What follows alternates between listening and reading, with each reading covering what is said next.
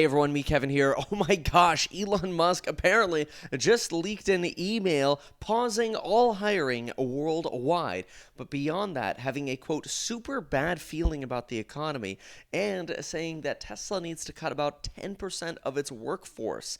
They've got about 100,000 people employed at Tesla. That would bring them down to about 90,000, removing about 10%. This comes just a couple days after Elon made a lot of waves suggesting that if you want to pretend to work somewhere, don't pretend to work at Tesla because work from home is no longer acceptable unless you work at least 40 hours a week, sending this huge signal to the workforce community that Elon Musk believes if you're a work from homer, you just pretend to work. He says that factory workers are required to work 40 hours a week, and if you work in an office, you better work 40 hours a week inside of a Tesla facility where your work is actually required. Like if you're doing human resource work, you better not be working in an office in Arizona. If you're doing human resource work for the Fremont plant, you got to be in the actual office. And when I first heard that, I kind of thought to myself, man, I think Elon kind of just wants to give the boot to some people. Well, now here we go. Middle of the night, Reuters.com breaks an exclusive email leak that all of a sudden Elon sent an email to executives suggesting that Musk has a bad feeling about the economy and that we might be in a recession and therefore need to pause hiring worldwide. This echoes what he actually said at the All In event, where he made waves over his Twitter acquisition and sort of alluded to the idea of potentially renegotiating his Twitter purchase. This morning, when I saw the headline, Elon Musk wants to cut 10%, I was thinking, cut 10% off the price of the Twitter deal. But no, he wants to cut 10% off of Tesla jobs. Now, I want to talk about a few more of these things, but quick note, if any of this stresses you out because you got Tesla shares like me, get yourself life insurance in as little as 5 minutes by going to metkevin.com/life. And check out our new sponsor link down below as well. It's Tastyworks. You can now trade with Tastyworks, and when you deposit $2,000 for at least 3 months, they'll literally give you $200. No more of the random, you get like $3 stocks or whatever. They will literally give you $200. That's a 10% return just for going to metkevin.com/tasty, deposit $2,000, and give Tastyworks a try down below. Okay, folks, so let's understand this. What's really interesting about this whole 10% layoff email is that Tesla's career website is still active. And this makes me think a lot about margin. See, back when the COVID pandemic hit, one of the things I talked about is the first people to get laid off are the most inefficient people. They're the people the company's kind of like, you know what, all right, we could probably do without anyway. We got them because they're okay, they're trained, but, you know, we could kind of do without them, okay? The inefficient folks are the first people who get laid off. And 2 days after Elon starts complaining about work from home, which I'm not casting judgment on work from home, but let me put it this way. As a startup, I don't do work from home either. I can't stand it. I think we got to work together, and then we can actually like bounce ideas off each other and grow.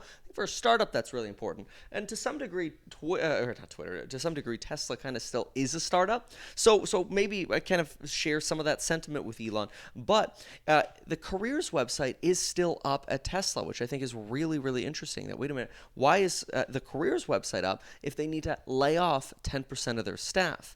And this, in my opinion, reiterates the refinement thesis. Remember when we had the COVID pandemic?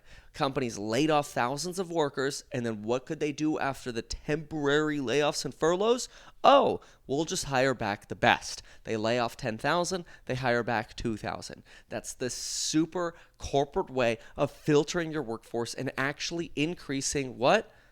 Margin. It's all about increasing margin. If you can weed during the COVID pandemic, and now after everything's gotten bloated, you could go through and cut the weeds again, so to speak, and get rid of the least efficient part of Tesla. What do? You increase margin. You start with Elon's opinion of work from home, and then you move on to the other less efficient areas while still hiring, because what do you want? You still want the best tech. You still want the best engineers, the battery developers, the AI developers. You get a really good new developer that comes in and says, hey, look, I got to get out of Google, I got to get out of Apple, or I'm at a startup or whatever, I want to come work for Tesla or SpaceX or whatever. You still hire them, but then you fire 2 other people who are way less efficient and aren't bringing any new skills to the company. It's actually kind of the perfect time to do that when you're able to do so under the guise of a recession. Remember, at the All In podcast event in Miami, I was present there when Elon Musk was talking about that Twitter negotiation, which now I definitely think that Elon's going to be asking for a big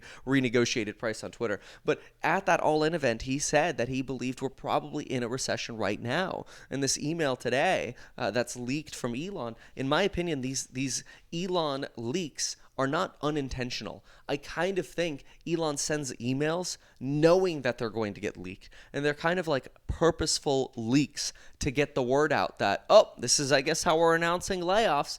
And, hey, if you could do it under the guise of a recession, what do you get to increase? Margin.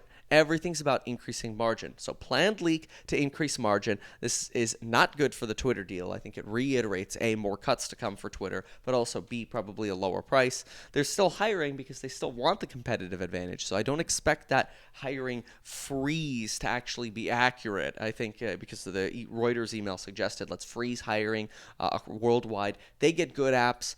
I'm highly believing that they're still going to hire them, but they'll weed the other 10% that they need to. Still sucks for those 10%. They are still ramping substantially at Berlin and Austin, and these are things that kind of make me scratch my head a little bit like, wait a minute, how are you ramping factories but having a hiring freeze?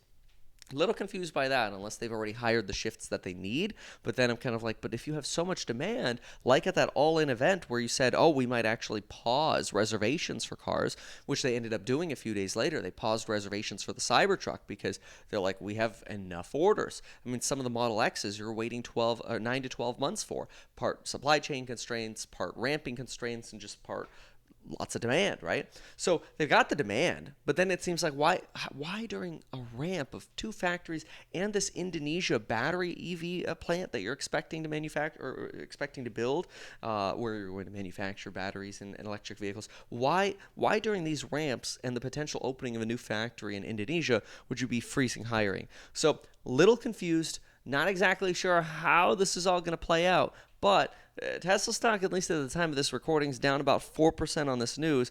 This is what companies do during a recession.